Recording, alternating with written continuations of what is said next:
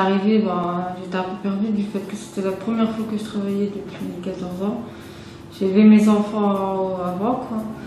Puis un jour, je me suis dit, il faut s'y mettre, hein, avec le RSA qui est tombé juste au mois de septembre, avec 600 €. J'ai dit, bon, je ne peux pas rester comme ça. Et là, j'ai dit, moi, il faut que je travaille.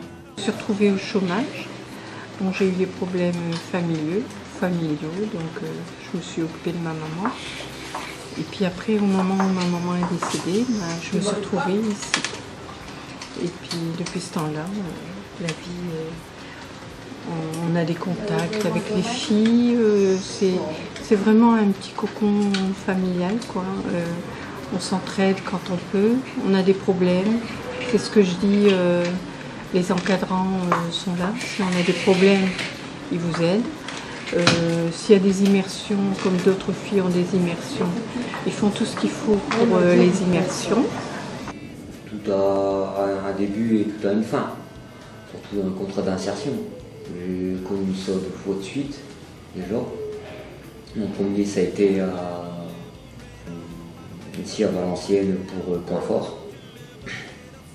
Et puis après, j'ai travaillé pour la ferme de l'Aube de Lorette, de Condé-sur-Escaut. On était implanté sur Denain. Là, ça s'est fait ce maximum. Parce que le conseil régional a mis de l'argent en caisse pour, et puis le contrat terminé. On partait toute la journée, on n'arrêtait pas une minute, ça devenait un automotive, donc on n'avait pas le temps, même quand on avait le week-end, lundi on reprenait ici. J'ai envie de repartir quelque part, mais avec le mois de février qui n'est pas là, ça m'embête. Maintenant, on m'a donné des adresses de service à domicile maintenant. Vu que j'ai fait un CA, est-ce qu'il y aura possibilité? Je sais pas. Ça passera vite, vu que 5 ans ça a passé. Février, ça sera vite là, mais... Le problème, on va vous demander des droits de décote sur des trucs qui ne peuvent pas être résolus.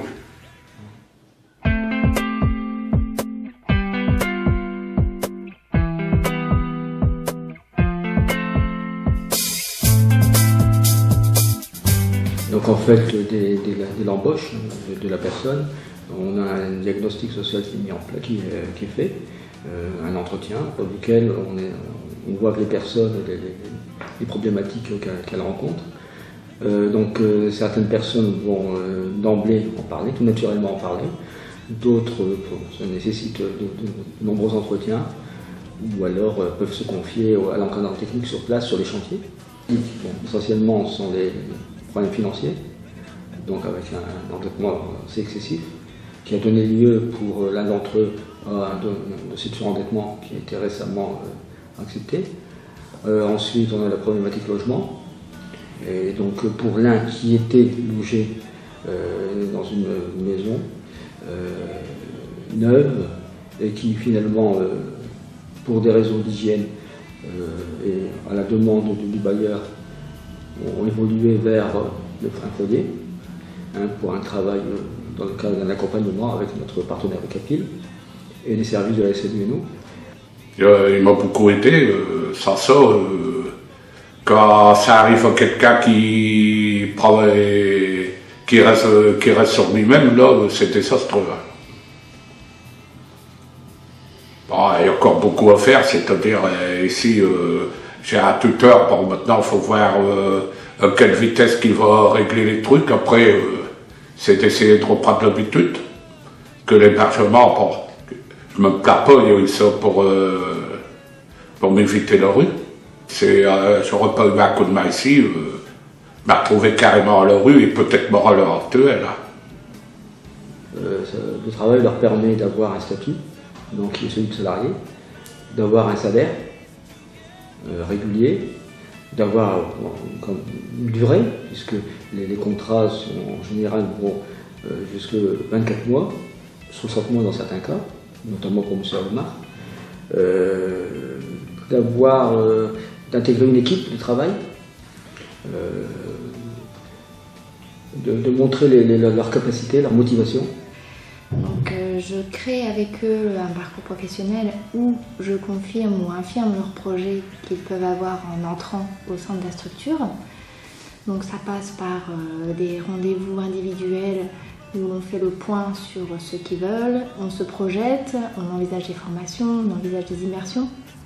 Sur ce côté-là, on travaille avec le réseau optimisé de la pause pour mettre en place des immersions. Donc les immersions sont des stages en entreprise. Bien sûr, la personne reste salariée de notre association, de notre ACI, mais va découvrir ou confirmer un métier ou un projet professionnel qu'elle souhaite mettre en place à la sortie ou pendant le contrat.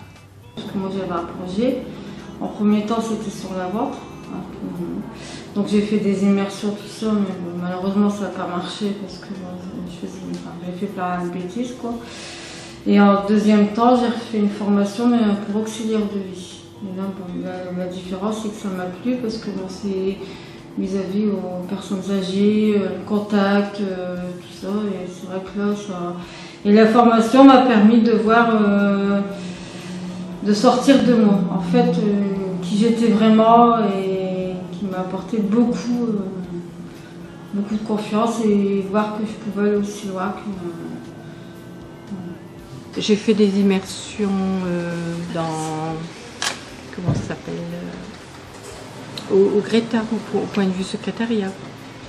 On fait des immersions, des stages, de remise à niveau, tout ça. Donc c'est beaucoup de choses qu'on a appris. Et puis d'autres ont été voir des ateliers. Donc je trouve que c'est très bien. Donc on a des salariés qui n'ont pas forcément confiance en eux quand ils rentrent et qui effectivement découvrent aussi le monde du travail. Par exemple un petit peu de Sylvie Delboeuf tout à l'heure. C'est tout gagné parce que la confiance vient au fur et à mesure. Avec l'initiative de Sylvie d'abord effectivement d'avoir trouvé un lieu de stage pour découvrir son projet professionnel, son premier projet professionnel. Et au final, elle a enfin trouvé un projet professionnel qui lui correspondait avec un plein investissement puisqu'elle est partie sur des sensibilisations de formation organisées par l'AFPA et le CREFO, où là, ça a été vraiment une autonomie sur le long de sa formation avec des stages en entreprise et elle est revenue transformée. Le problème, c'est que pendant un temps, donc 2 ans ou 5 ans, ils ont eu ce travail. Au terme du contrat, les difficultés pour retrouver un travail sont difficiles, sont énormes, et donc ils se retrouvent sans travail et donc perdent un peu ces repères-là, et le vivent mal, pour certains le vivent mal. Bon là on arrive en fin, quoi. Donc ça fait peur. Quand on arrive au terme du contrat, j'ai encore 5 mois, hein, mais j'y pense, ça fait peur. Et vous avez une idée un peu de ce que vous allez faire après, avec les formations que vous avez faites?